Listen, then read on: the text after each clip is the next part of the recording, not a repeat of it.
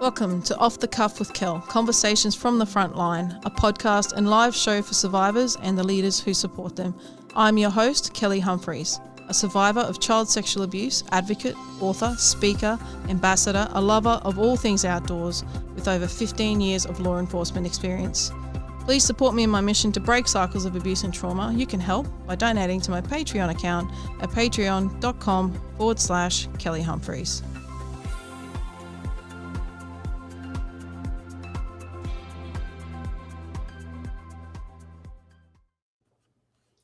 Hello guys and welcome back to Off the Cuff with Kel. We're at episode number 13. I have got the amazing Jeanie Dean with me tonight. She is one incredible, resilient human being. Stop it.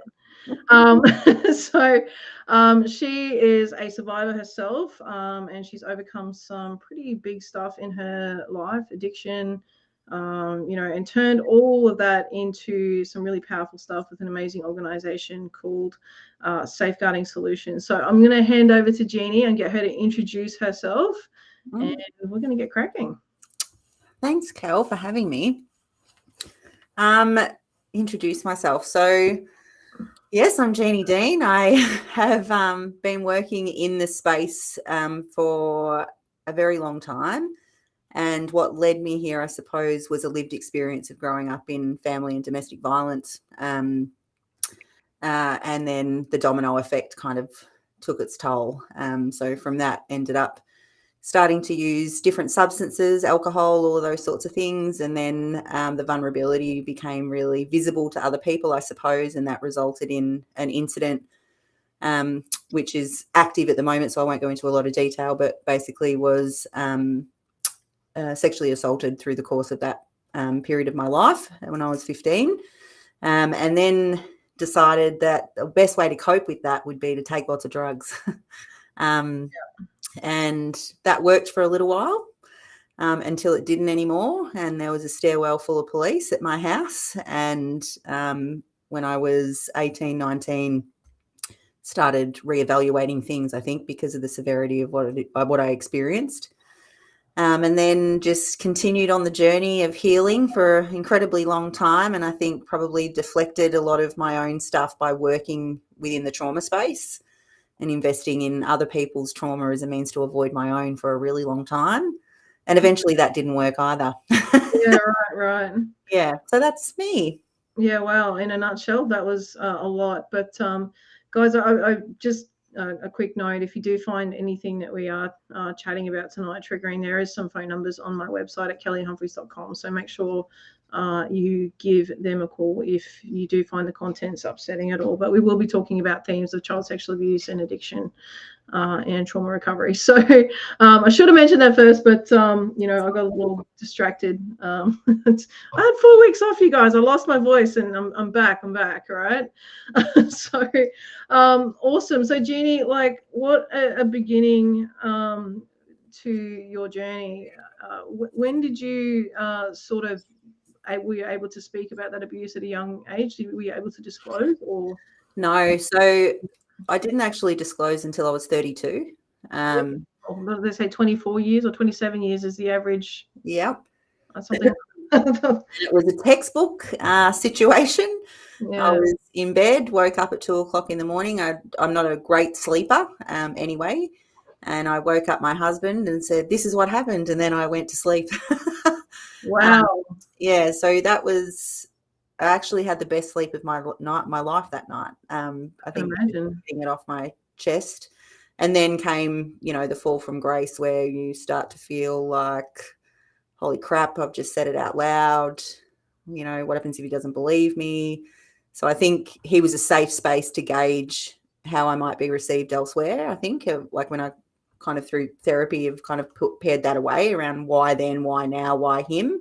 And I'd been with him for so long. But I think it's just, I was looking for safety. I had it, and it's been a long journey since then to even get to this point. I think it's actually really interesting that you say about that feeling that you get after you've disclosed. Mm. I call it a vulnerability hangover. I, but it's so true, isn't it? Yeah, big time. I remember just not wanting to wake up. So I was awake, but I didn't want to wake up to then have to talk about it again. Yeah. So I waited until he got up, got in the shower, and then I went into the other shower, had a shower, got ready for work and left so Oh, that I didn't have to do that bit. And so then it was just a bit of a text exchange and said, don't really want to go into a whole lot of detail about anything. I just needed to say it. And I was very fortunate that, he's an amazing man, but he's very happy not to have uncomfortable conversations. So when I called you out, it was like, whew, that was a bit of an off the shoulder moment for him as well, for him to yeah. I think, and but he was amazing, so supportive. Mm. Well, I think it's interesting you raise that point too about having those uncomfortable conversations, because I think that speaks to so many survivors that, like, I struggle like to have any tough conversation like that. I just find myself getting that shame kind of thing happening before I know that, because I'm worried I'm going to get like in trouble, or Mm, I've done the wrong thing, and it's still something that I can't quite shake. It's just that kind of like I call the leftovers. yeah. But it's true, right? Yeah, big time. And I think I don't think it really matters how old you are at the time of disclosure, or I think for me, I won't talk on behalf of anybody else, but for me, I still have that anticipation of not being believed. I still have that anticipation of the judgment of, well, should you have been where you were, or should you have been, wearing what you were wearing? Should you, like all of this victim blaming stuff kind Yeah. of creeps in. And I think part of that so far for me has been a way to avoid really dealing with it. And it's really hard to, like you just said, you find it hard, and I'm like finding it really hard as it is. So it took me a long time to even use the term. So I would say I was assaulted, but I would never use the term sexual. Really, now that I look back on it, I think I'd been disclosing for a really long time, but nobody really picked up what I was putting down, because I found it really difficult to be clear about what it was that was happening for me. And I think my behaviors were the start of disclosure that nobody picked up on. And, I became highly promiscuous, using lots of substances, drinking a lot of alcohol particularly, and then pair that with the DV situation in my family dynamic, and my mum, who's just amazing, but had, her own things going on because of what she was going through. There was just I don't think there was any space for people in my direct network to actually see what was happening. And then when there was space, it was like, we don't know what to do with it. So we'll just see how this plays out. That's what I wanted to touch on before. Actually, it's interesting because I often we often want to talk, but we don't know how the other person's going to receive it, right? And there's always this. It's kind of like the elephant in the room kind of conversation.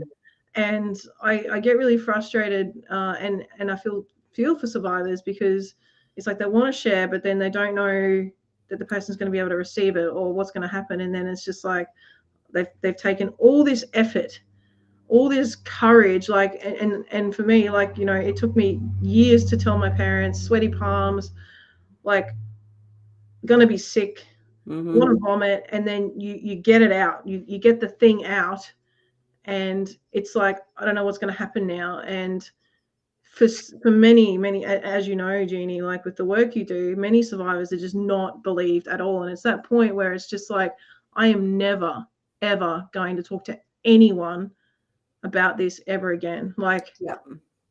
And I totally understand that, because it takes so much to take that step. And I guess, like, as we're kind of having this, I just want to encourage survivors who are out there, like, to find the right person to disclose to. And you may not know who that is, and you may not know how the person's going to react, but try not to stop. Try not to stop there. Like, it might not be that person, it might be another person who someone completely random in your family who you would never expect that will step up and be that person that you need. Like, and as you kind of said, Jeanie, and I kind of talk about it like a turtle, or I refer to it like as my little cat. I used to have this cat who would come to the cat flap and stick her head out, but then like kind of Yeah. inside really quick. And if she kind of thought there was like something bad out there, and Yeah. we do that. We kind of like you said, you were kind of testing the waters with your husband, and I think Yeah. we do that as survivors, right? Yeah, 100%. And I think that I think as well, I think it became even more difficult when I positioned myself in a sector that was, I worked with sex offenders initially, started in the drug and alcohol sector because I was using drugs and thought I could heal myself. You can't do that either. Um, and then moved into working with sex offenders. And part of that was me trying to understand typology, like how does somebody wake up in the morning and think, yeah, I'm going to assault a child today, like it's what's the before, and I wanted to understand that. So I think I got into the sector because I was probably trying to heal without going to therapy. And that worked for a little while. And then, I didn't notice it wasn't working, but everybody else around me thought I was an asshole. So it clearly wasn't working very well. Yeah. When your husband says you've changed, you're not the same anymore, I'm like, well, it's got nothing to do with me. Like, and then when you leave the job and you're like, oh, actually, it's got everything to do with me. So I think working in the industry, between child protection and, justice and not-for-profits, I've seen how the system at times will respond to disclosures. And so it made me a bit more wary about what this might mean for me. And because I was older as well, like when I did disclose, if this is how 15, 14, 10-year-olds are being responded to when they're making disclosures and sharing their experiences, and these are little tiny humans who rely on people to protect them, how am I going to be responded to? So I think it was, for me, that's where that pain into purpose element kicked in for me, where I was like, well, if I can't do this for myself, I'm sure as hell going to be the best person I can possibly be for somebody else. Yeah. And so that's been my mission and objective ever since.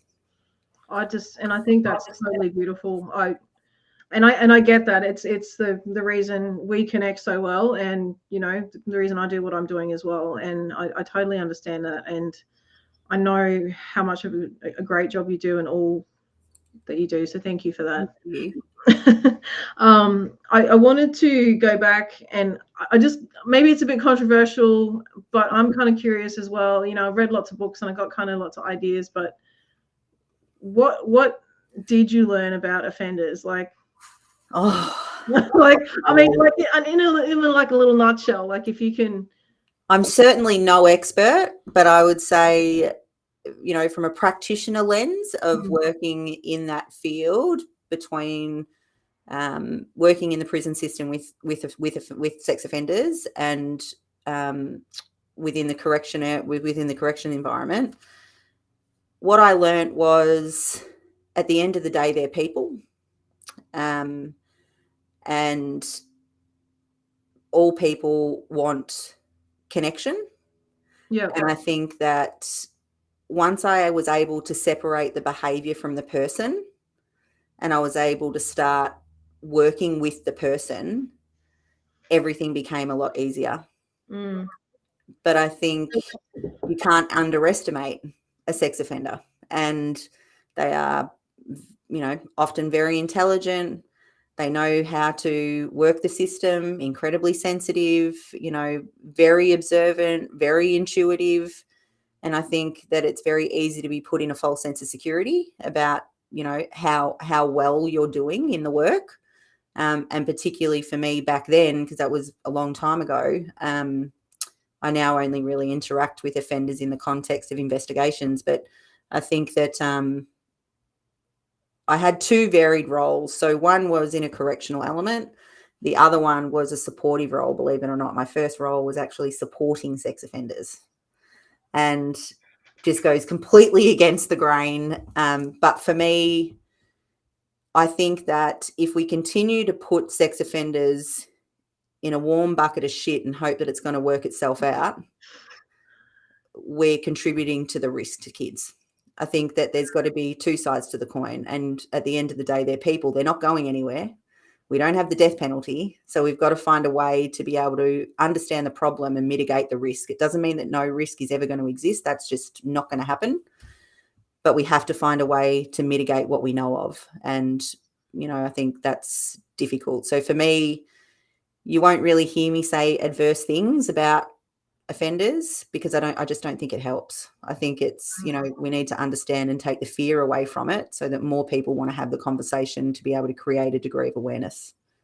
I totally agree with you, because obviously I've worked in the police now for like 16 years. So I've seen all types of offending behavior, and I honestly believe all offending comes from a space of trauma. Mm-hmm. So when we look at it through that lens, there's a lot of preventative work that I think we can do when we're looking at children, we're looking at child abuse and protecting kids from a young age to stop the cycle of offending, to stop the cycle of victimology, and by looking at it from a grassroots and from the adverse childhood experiences. So totally agree with you. I am curious though, how did you deal with your own stuff, your own trauma, your own experience, and also work with offenders? That's I think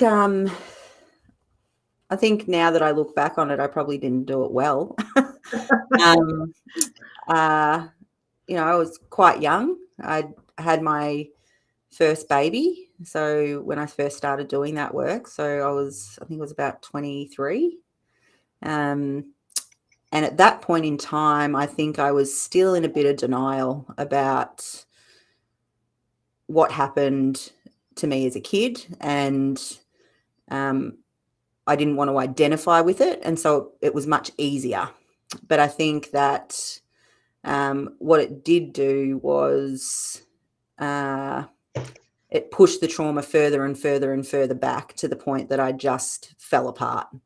So I ended up once I left public service, I ended up taking a year off work and really just focusing on healing and recovery. And the bit that really shone at home for me was I went back to the state where it occurred.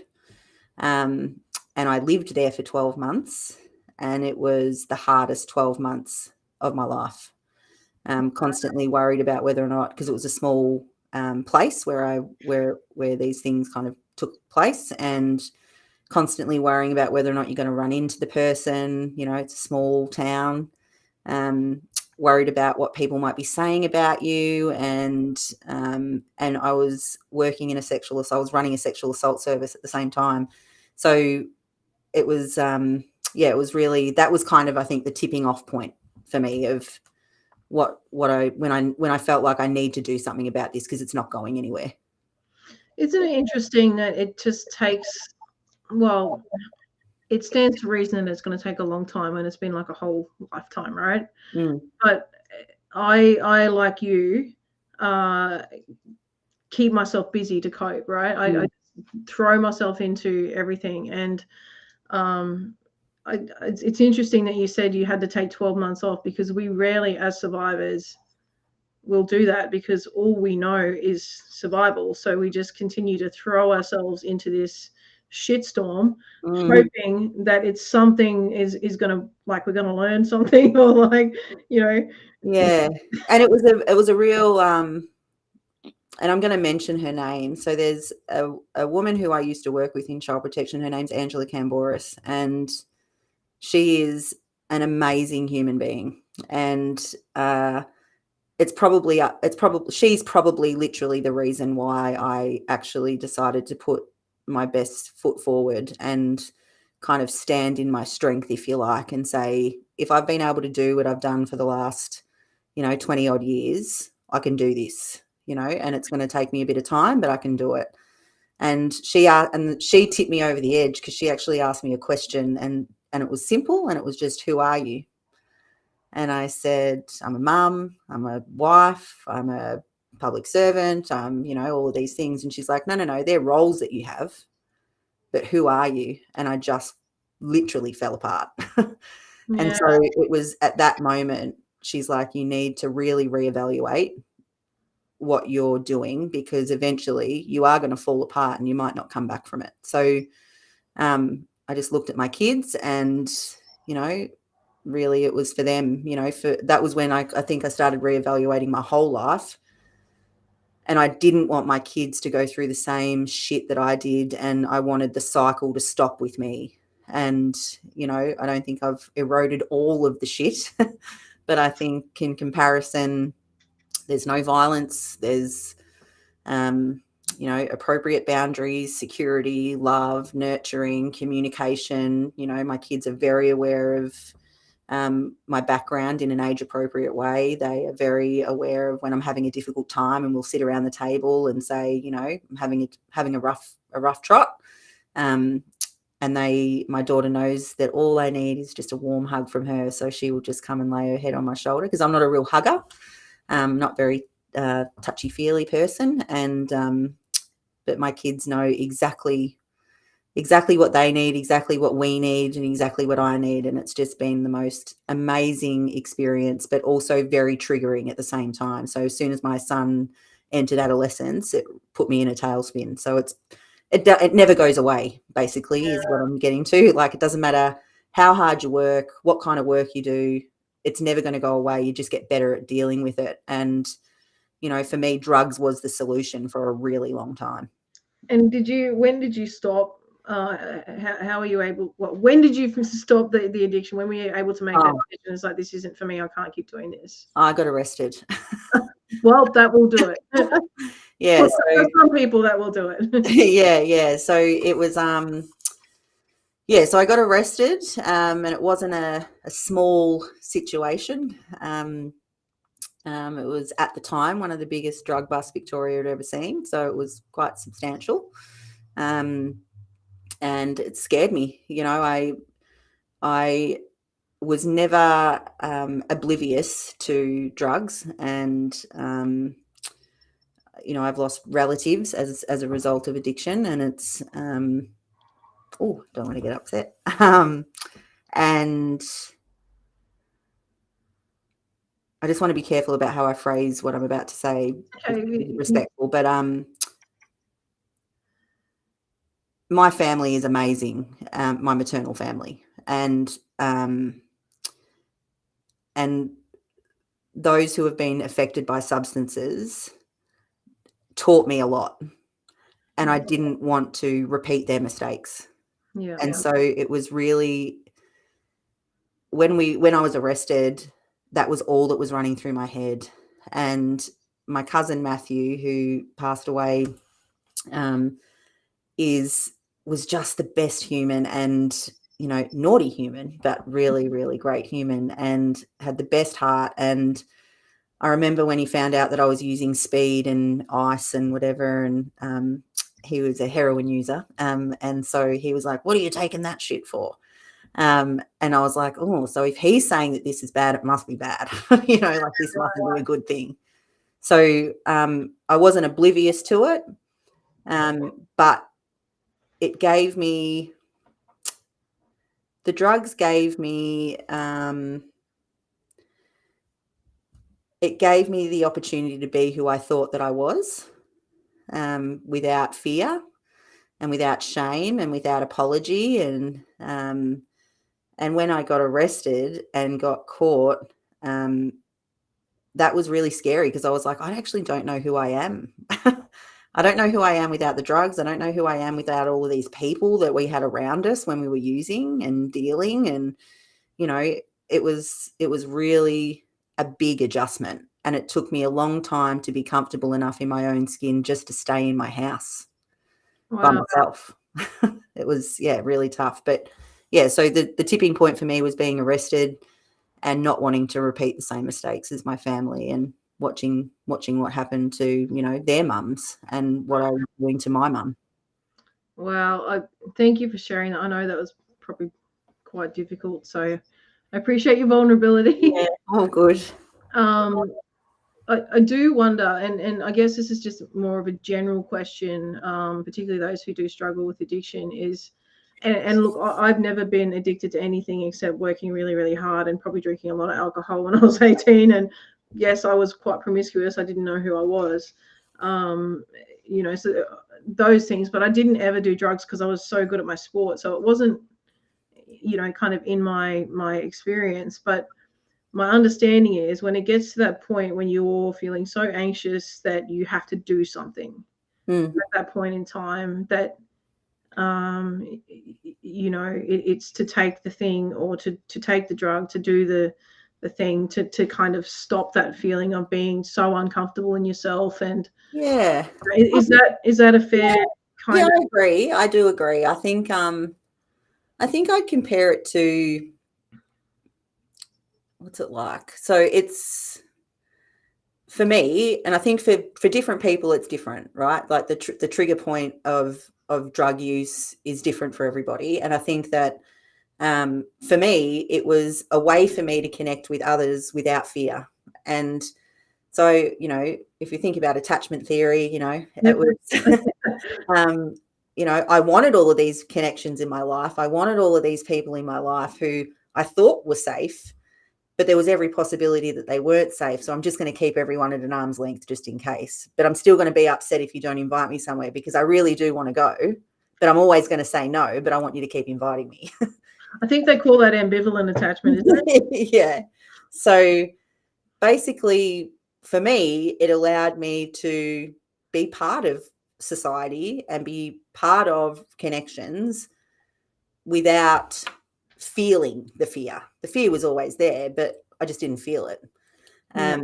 And when I started to feel it, I would just take more of the drugs. So for me, my drug of choice, so people would say, was speed. So amphetamines, uppers. I never was into hallucinogenics because being out of control is a real struggle for me. I have to know what's happening, when it's happening, how many people are going to be there, like all of that sort of stuff's really important. Yeah. I don't like things coming out of left field too much. Nope, me either. I'm hearing So I you. so I stay in my lane in my life because it's familiar. And if something comes out of left field when I'm in my lane, that's fine because I know how to anticipate that and how to respond to that.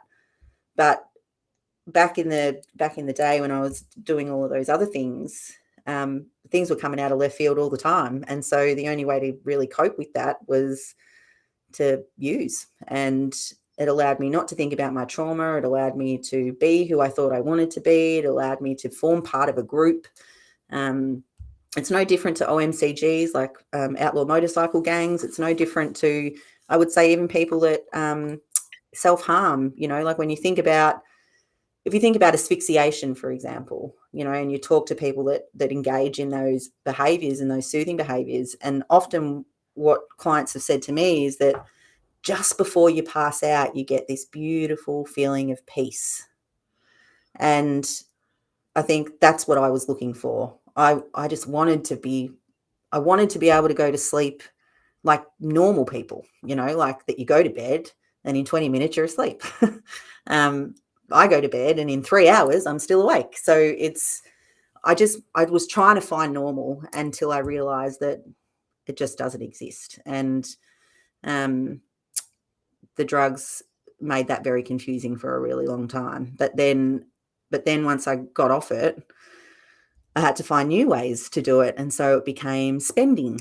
So I would, every time I felt sad, I'd go shopping or I would eat. Or so the addiction characteristics never went away. I just redirected them into a healthier avenue. I think that's really important, and I guess that's really good that you said that, because I kind of was going to lead there anyway. How, I don't even know how to ask this question.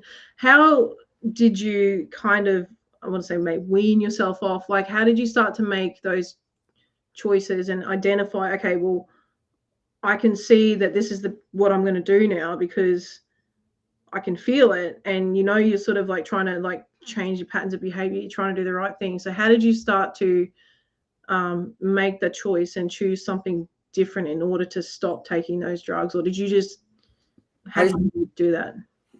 I just cut it Oh, off. turkey. Yeah. So I was very fortunate in terms of, my addiction. I, trauma and abuse have not only caused me lots of harm, but given me lots of tools. I'm very good at chopping things off when I want to, whether it be substances, relationships.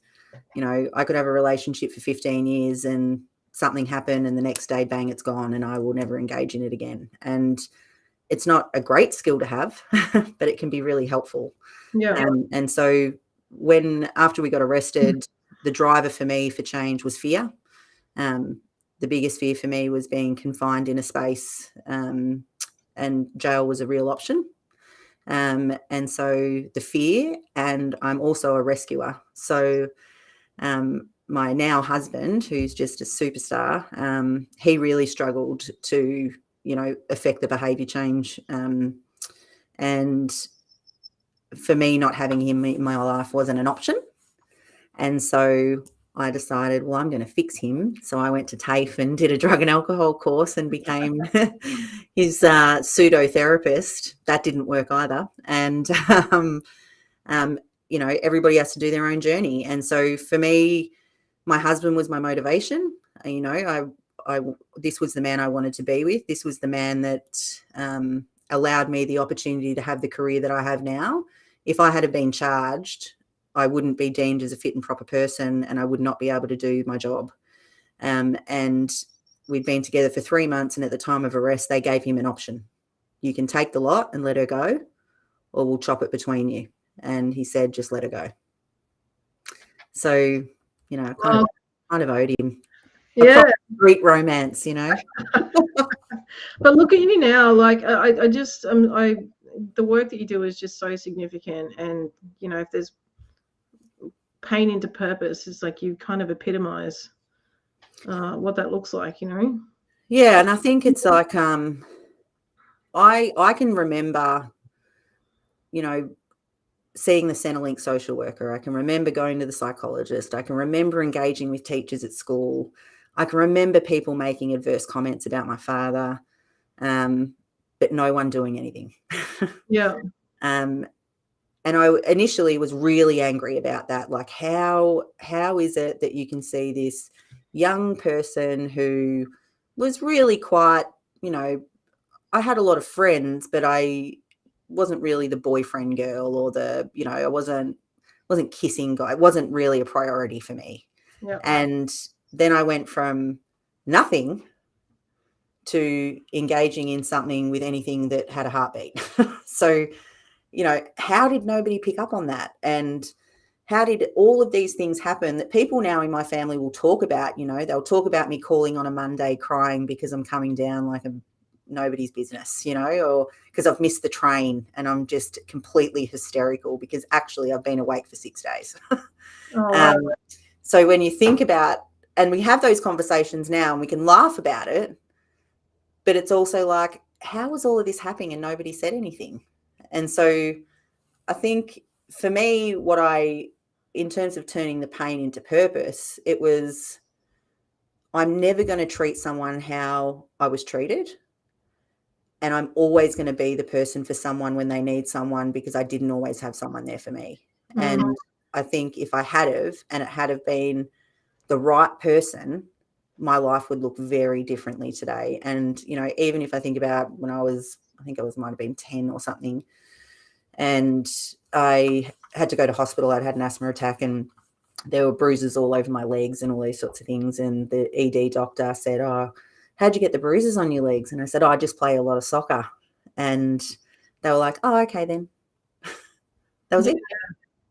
So I just think, you've just got to be curious, like, don't be judgmental. And working in child protection for so long, and I hear the way that people talk about families and parents and, like, they just need to get off the drugs. It's like, that's like me saying to you, you can't go home tomorrow and see anyone that you've ever known and loved. That's what you're asking them to do. Everything that is familiar sits within that action of drug use and what the drug use gives them, like try and put their shoes on for a minute, feel it, Take them off, put yours on, and help them. Don't cast judgment. And I was actually on that. I was going to ask you, and look, from my perspective, I obviously, as a police officer, I like just dealing with people with mental health and substance abuse is, it's like an everyday occurrence. But for someone living with someone who has addiction, what advice would you give to them on how to support someone who's going through that process? I know that's like a loaded question, and it could be, and it depends on the person probably, but it's going to sound brutal. No, not really. It is off the cuff for a reason. Say it how it is, my friend. Yeah, I think don't make it about you. That's probably my biggest piece of advice. Sometimes I think when we're caring for somebody with addiction or supporting somebody with addiction, half of the actions that we engage in are actually about us trying to regain control. and from fear. So from a good place, but generated by fear, which means that you're probably not going to get the right outcome. So I think you can't fix an addict. They have to want to do it, and you need to be firm, fair, and friendly. They're probably my three phrases. Yeah, that's great. Yeah. And I'd probably even throw fierce in there. And if you're going to put something up there as a consequence to support behavior change, you have to follow through, as hard as it is. And for me, I had to do that with my mum, which was really hard. My mum, as a result of the DV and whatever else, ended up with a pretty significant gambling addiction. And a very dear colleague, who I rang about 3 weeks before Christmas. Things were just really doing it tough with my mum. And at that point, he said, you've got to make a decision about what you want to do. And you can either do it now while she's able-bodied and able to activate herself, or you're going to be doing this for the rest of your life because she'll be too old to do anything about it. And so I had to tell my mum to leave my house 3 weeks before Christmas and talk to all of my family members and not let them bail her out. So she was forced to stand on her own 2 feet and nobody enabling her. We supported her, but we made her take all the steps herself. And she's now amazing. And I've got my mum back, and I'm not a parent to my mum anymore, which is just the best feeling. It's, particularly going through this next step of, going through the justice system for my own situation. I really need my mum. Yeah. And the fact that I have her and that she can actually be there for me because she's not carrying all of this other weight is just the best feeling in the world. So I think the best thing that I can say to people is don't make their journey yours, and make sure that you ask yourself, why am I reacting this way and how does it serve the solution? Because if you're reacting, you're angry or you're hurting or you're frustrated, and that's not going to serve anything. Yeah, that's perfect. And I think the other word that pops into my head is perseverance. Like it's, and that sounds like what you've been able to do with your mum. I think the first thing people do, and there's a really great, I wish I could remember the guy's name, but he says that the first thing that we do when people are presenting with an addiction, and if we think about the war on drugs, for an example, we stigmatize, we isolate all the things that addicts are trying to recover from already. Yeah. Impose on them again, and then expect them to get well, when really what they need is connection. But I think the issue is that we don't actually understand what that means. We think that connection means enabling and supporting even when the person's not supporting themselves. And support doesn't always feel good, Yeah. You can be supportive, but it not always feel good to the person on the other end. And I think it's all about delivery and setting up. So with my husband, it was around creating opportunities for us to share feedback with each other, but we had to confirm with each other that what he heard was actually what I delivered. Because in the moment, when you're angry, you don't actually hear what the person said. You only hear your version of it. And Exactly. so it was really important for us to say, what did you just hear me say then before you answer? You know? So, Yeah, yeah, I think it's just perseverance, time, patience, and not making it about yourself. that's bloody good. You should be on a podcast or something. Oh no, fuck! You know what? Sometimes you do want to say to them, like, "Fuck," you know, snap out of it. Yeah, and, But, and I guess there's a place for that too, for yeah, the that doesn't have assertiveness to be in drawn a out. loving way. Just 100%. speak the truth in love, Yeah, But there's that time to be fierce too, when if the person does become a danger to you or to themselves, and then you need to put those boundaries in place, and that's hard. It's hard, especially for those of us who've got lived experiences, and boundaries are difficult. Being able to say what you need is not it's not easy. yeah, and I think it's also, Kel. No, it's not easy. 100%, it's not easy. But I think you've got to get to a place, and I think this comes with therapy or a really good support network. Well, you just have to stop giving a fuck what people think. Like, I wish I could do that. I'm getting there. I'm getting there, Jeanie. I never spoke about anything to do with my past for a really long time, Yeah. because, and even today, sometimes people will say, oh, maybe don't say that you're a survivor. Oh, maybe don't say. And I was like, why? We're having a royal commission to say that we need to increase visibility over child abuse, aged care, elder abuse, whatever it may be, mental health reforms, family law court, whatever it is. We're saying that we need to create more awareness, but we're also not providing a safe space for people to say, yeah, I fucked up a bit when I was younger, and this is why I did it, Yeah. and not be scared of judgment. I do worry sometimes that, I might be too much for someone. And that's okay. Like that's okay. We don't have to be friends with everybody we meet. We don't have to work with everybody that we might start a relationship with. We don't, and I might not be the best person for you in life or business, but what I am is honest, authentic, and respectful. And I'm absolutely content that I'm not the right fit for everyone. I'm absolutely okay with that. And if my lived experience makes people feel uncomfortable, I think it's and I actually mentioned this today in a session with a group of executives where people were very uncomfortable about talking about child abuse. And I was sharing this with Kel before the podcast, and I got everybody in the room to say, the word penis and vagina and all the slang terms that go along with it, because for me, it's like I've spent my whole life being uncomfortable in silence and in the darkness. And I think I now deserve a little bit of light. So it's taken me a long time to feel deserving of that. And so now I'm just rocking it as best as I possibly can and as respectfully as I can. But I think it's okay for everyone to feel a bit uncomfortable. And I think it's necessary. I think it's necessary for people to get comfortable with the uncomfortable. Yeah, I fucking love that, man. It's so good. Told you I'd drop an F-bomb. So I didn't mean to. I'm surprised I haven't sworn more. Yeah, no, you're doing a good job. I think there's something in that whole being uncomfortable thing, where we just don't really know what to say, and it does perpetuate that, silence. And not everybody's going to have the capacity to kind of hear your story. And that's why I think it's wise to choose the right people to disclose to. Mm-hmm. I don't think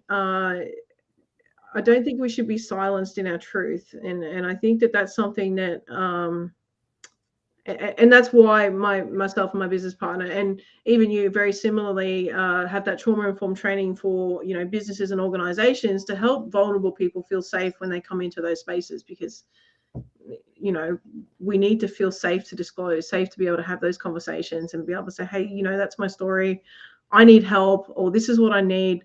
But we don't do that because we don't know that we're going to be met with that safe 100%. safe space. And it's the same with people in our life. And you're very bold, Jeanie, and you've been able to get that point where you've been able to take your power back. And there's a lot of people who listen to this that aren't there yet, that aren't in that space where I don't give a fuck what anybody else thinks anymore, because they've had to live their life trying to keep everybody happy so they don't feel like, they have to be seen. Yeah, and I think, don't get me wrong, I do care deeply I what know you do, but I just don't care anymore about not being truthful about who I am. yeah, Because I think that only derails the recovery, because it's like I have to be this version of myself here and I have to be this version of myself somewhere else. And, professionally, yes, we all wear masks in different situations depending on the context that we're in. And, we work with large scale organizations, government organizations, regulators and whatever. And, I am a true version of myself in all of those settings. And, I probably won't drop the C bomb or the F bomb quite as frequently, but I'm certainly not afraid to say where I've come from. And I think sometimes it's really helpful for people to, I think it's naive to think that the people in the room that you're teaching may not be coming from a similar space, and to be able to hear somebody talking about that might be a little bit empowering, where they get closer to wanting to talk to somebody about it. But I think what's really important to reference too is it's okay not to disclose. Like, yeah, you don't have to. But if you're not going to, at least go through a process of trying to sit with it in a safe way. And that was probably what I didn't do well in the beginning. yeah. You know. Well, that's actually is one of our viewers has put the question in there. In your view, is it necessary to disclose? So you've kind of answered that, because I very similarly would probably say the same thing. I think it's necessary to disclose in as much as I think you should tell someone or write it down or whatever you need to do to get it out of inside of you to somewhere else, because our bodies hold the trauma. So when I say it's necessary to disclose, I think it's necessary to disclose in as much as you feel safe to do, is exactly what you said. But I think you've got to get it out, and to find at least a safe person, a therapist or whatever, even if you never make a report, I think it's vital to your healing, to be able to find that safe space in order to have that conversation and begin that process for yourself, because talking to the wrong person, that's going to perpetuate that shame and stuff for yourself. And there's no shame here. Like, you did nothing wrong. I just want to reiterate, I probably say it every session, because it takes that long sometimes for us to really start to believe and internalize the belief that we did nothing wrong.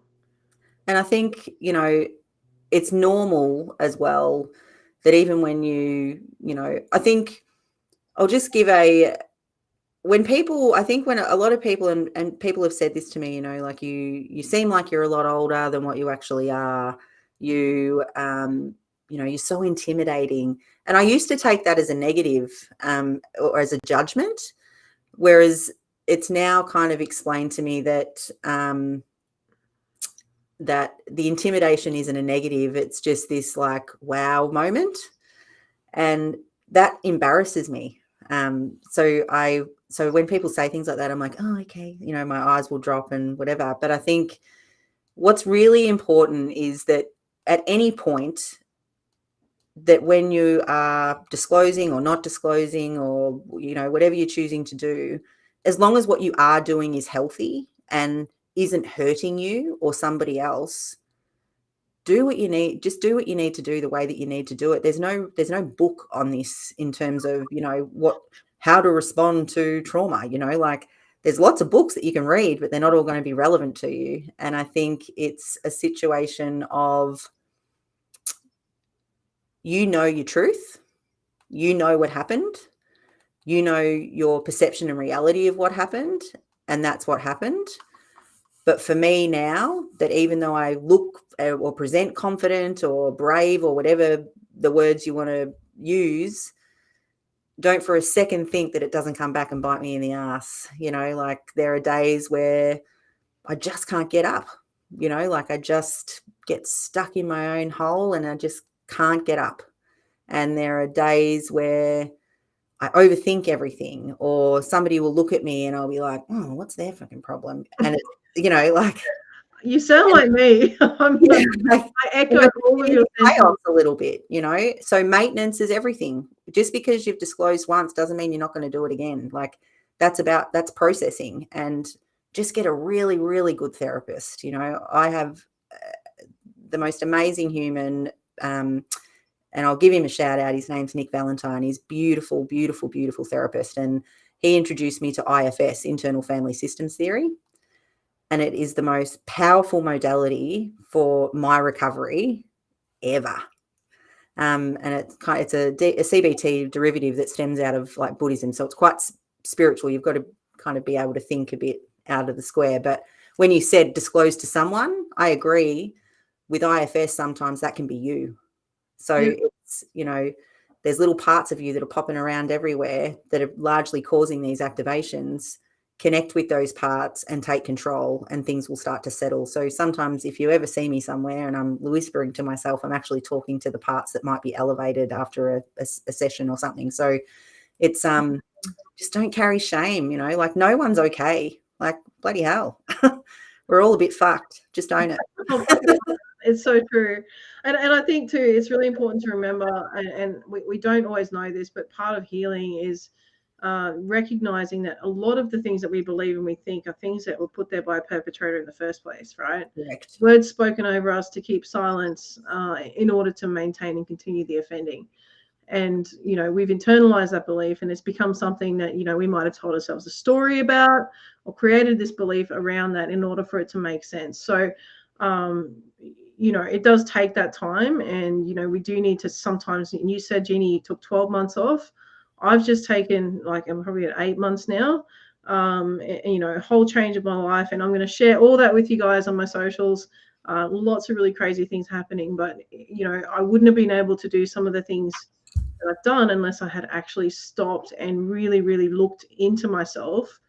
But we never give ourselves that opportunity because we're survivors, and we're so busy coping and surviving that we actually just dismiss all the things that we need just to keep going. We just keep going, and we just do not acknowledge things, the emotions, the things we're dealing with, in order to stop them and in order to really, really understand what's going on.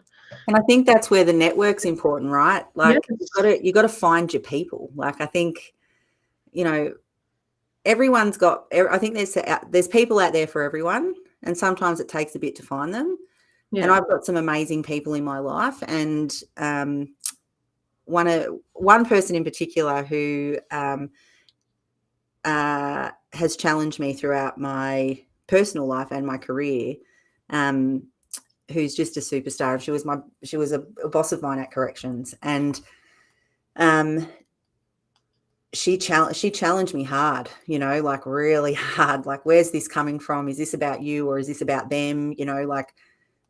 And I think it's really important, particularly for survivors who are self-critical, who perceive everything as a potential threat, who, anticipate the risk everywhere. You're like a meerkat just constantly kind of circling around looking for it. Yep. I think that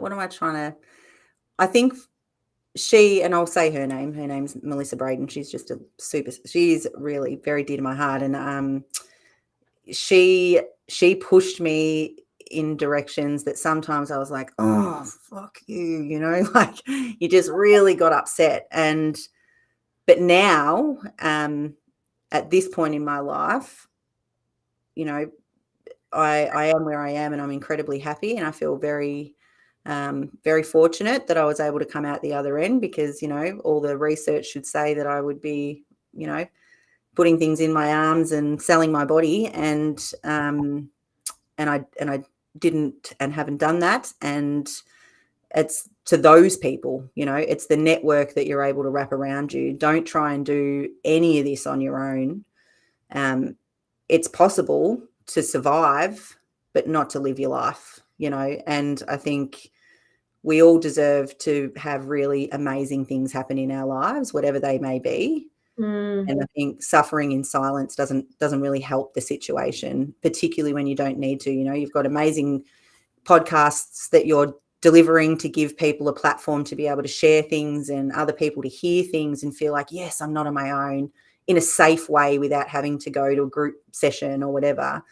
There is no need in today's day and age to do this by yourself.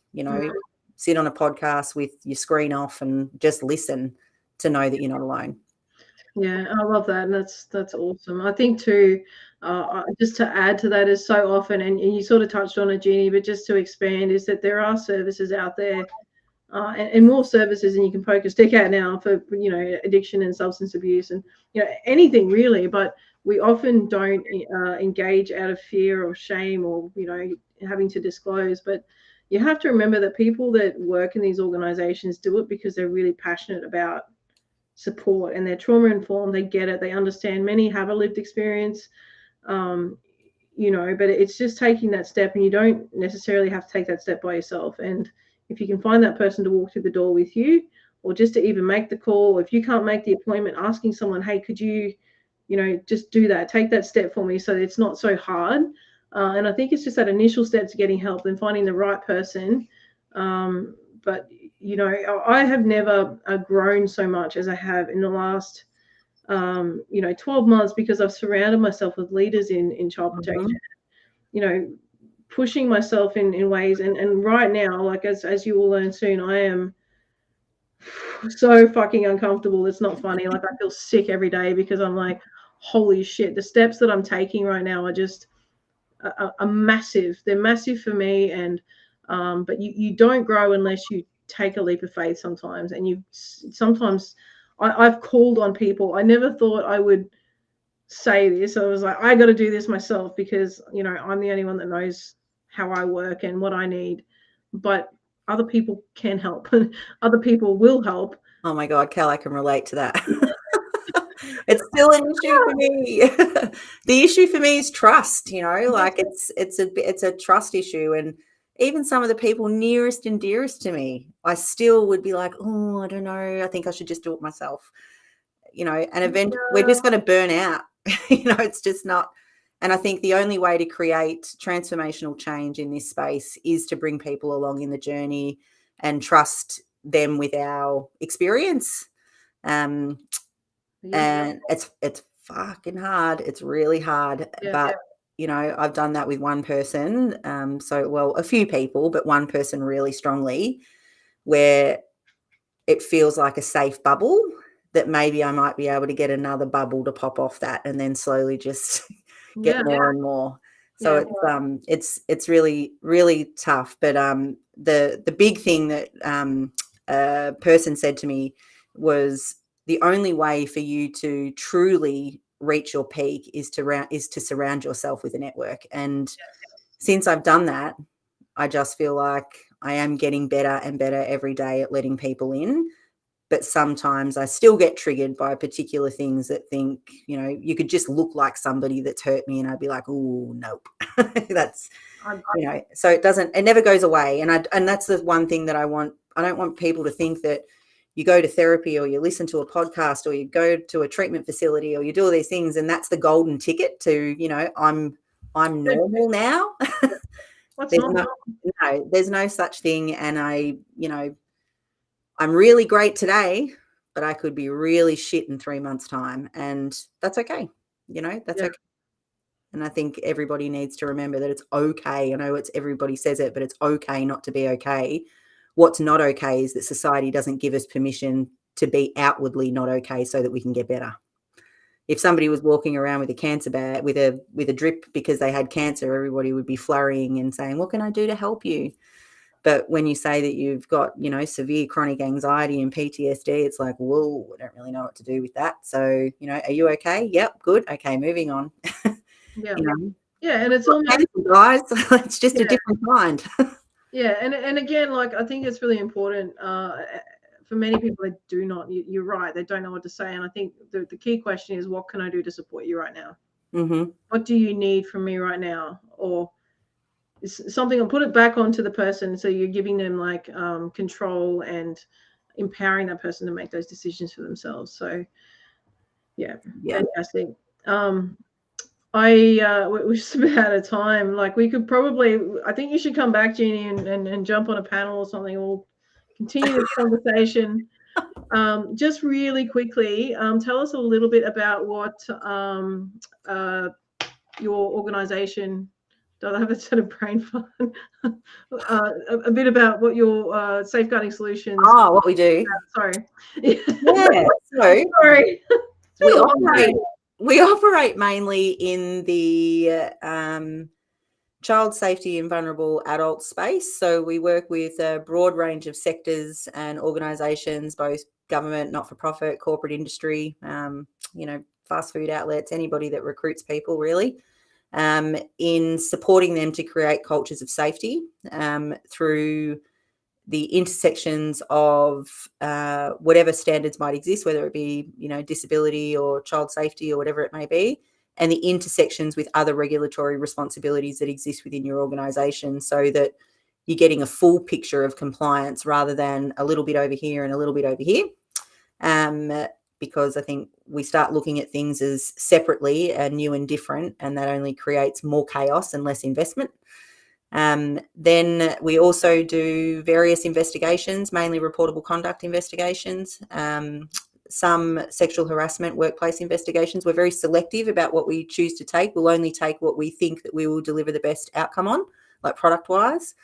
And we provide lots of training. So lots of training around interviewing vulnerable witnesses, interviewing respondents or subjects of allegation, and how to create child-safe organisations, but largely focusing on governance, risk and compliance. So we don't do a lot of the direct frontline stuff, but we focus a lot on system-based advocacy rather than individual person-centred advocacy. And that's purely because I get very triggered by person-centred advocacy work, and I do it, but I do it pro bono and usually do it for 2 people a year because it's emotionally all I can take. And it is very difficult to support survivors through their healing journey and those types of things, particularly when there's been like an offence and stuff like that as well. Yeah. But that's awesome. Like that you just do so much. And look, systems are so important. Remember, we can't. Survivors need to feel safe. Parents need to feel safe putting their children into organisations, schools. We need safe spaces. So. Very significant work, and we know, like, not that I want to get into too much media and stuff now. There's been a lot in the media around offending happening in places that are deemed to be safe. So we know how important the work you do is. So thank you for I think don't get into a false sense of security if you're getting no reports that nothing's happening. It just means that you don't know about it. That's it. So guys, Jeanie, thank you for joining us tonight, for being so vulnerable, and just sharing so openly and fiercely as you do. I'm gonna get you back. But thank you so much. Thank you guys for tuning in, and for those who are listening. You can access this podcast on all podcasting platforms on my website, kellyhumphries.com. And guys, we'll be back in a fortnight. So thank you, and we will see you again soon. Cheers, guys. Bye, everybody. Thanks, Jeanie.